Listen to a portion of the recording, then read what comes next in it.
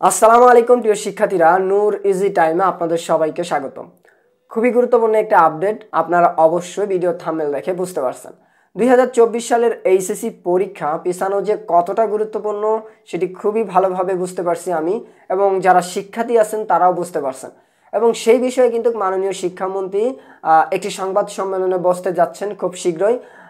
আর সেই সংবাদ সম্মেলনে তিনি ঘোষণা করবেন যে 2024 সালের এইচএসসি পরীক্ষা সারা দেশে বন্ধ রাখবেন নাকি শুধু সিলেট, তারপর হচ্ছে বরিশাল বা যেখানে বন্যা হচ্ছে সেখানে পরীক্ষা বন্ধ রাখবেন কিনা, বা যেখানে বন্যা হচ্ছে সেখানেই পরীক্ষা বন্ধ রাখবেন কিনা, এই বিষয়ে কিন্তু তিনি সিদ্ধান্ত নেবেন। এবং সেই সংবাদ সম্মেলনে জানিয়ে দেওয়া হবে যদি পরীক্ষা না নেওয়া হয় তাহলে আবার পরীক্ষা কত মাস পেছানো হবে, কবে আবার রুটিন প্রকাশ করা হবে, নতুন রুটিন কিভাবে পাবলিশ করা হবে, বা বন্যা বাংলাদেশে কত দিন স্থায়ী হতে পারে, এই বিষয়গুলো বিবেচনা করে কিন্তু মাননীয় শিক্ষামন্ত্রী আপনাদের উদ্দেশ্যে একটি ভাষণ দেবেন। এবং সেই সংবাদ সম্মেলনে তিনি জানিয়ে দিবেন যে 2024 সালের এইচএসসি পরীক্ষা আজও পিছাবে কিনা। এখন পর্যন্ত কিন্তু কোনো সিদ্ধান্ত হয়নি যে 2024 সালের এইচএসসি পরীক্ষা পিছানো হবে।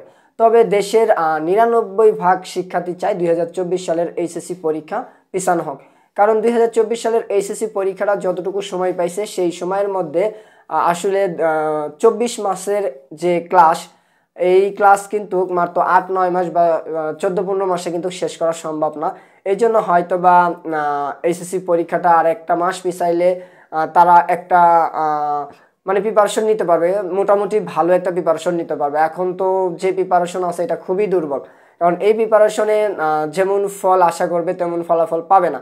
এই জন্য 2024 সালের এইচএসসি পরীক্ষা পিছানো খুবই দরকার। আর আরেকটা কথা যে মাননীয় শিক্ষামন্ত্রী কিন্তু আগেই বলছেন যে যেখানে বন্যা হবে সেখানে পরীক্ষা বন্ধ রাখবে। তো সিলেট এবং সুনামগঞ্জ, তারপর হচ্ছে খুলনা, যেখানে বন্যা হচ্ছে তারা আপনারা ধরে নিতে পারেন যে আপনাদের এলাকায় পরীক্ষা বন্ধই রাখবে।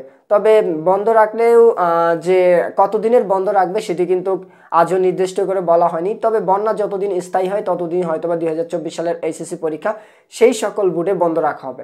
আর যদি সারা দেশে 2024 সালের এইচএসসি পরীক্ষা বন্ধ রাখা হয় তাহলে 1 বা 1.5 মাস হচ্ছে যে পরীক্ষা পিছাইলেও পিছাইতে পারে।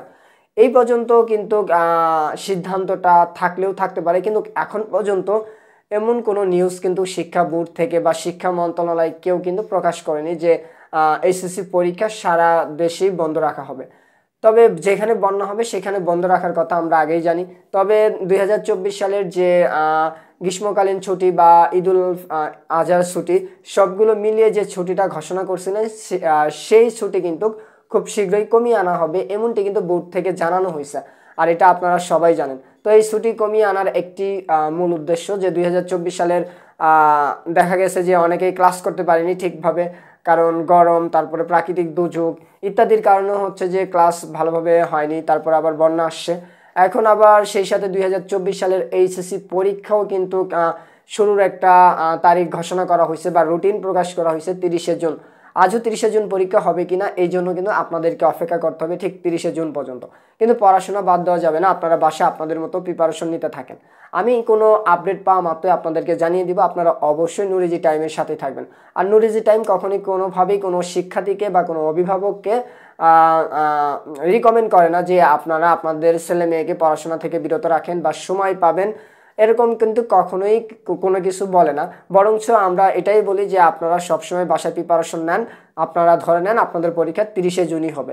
যেখানে বন্যা হয়েছে আপনারাও হচ্ছে যে 2024 সালের এইচএসসি পরীক্ষা 30শে জুন হবে, এটা ভেবেই আপনারা প্রিপারেশন নিতে থাকেন। হ্যাঁ, আর এই পর্যন্ত সবাই নূর ইজি টাইমের সাথেই থাকবেন। যতদিন পর্যন্ত আমি পারি আপনাদের বিষয়ে কথা বলে যাব। আর আপনাদের পরীক্ষা যেন 1 মাস পেছানো হয় এই বিষয়ে আমি সবচেয়ে গুরুত্বপূর্ণ ভূমিকা পালন করার চেষ্টা করব। সবাই ভালো থাকবেন আর অবশ্যই নূর ইজি টাইমের সাথেই থাকবেন। ধন্যবাদ।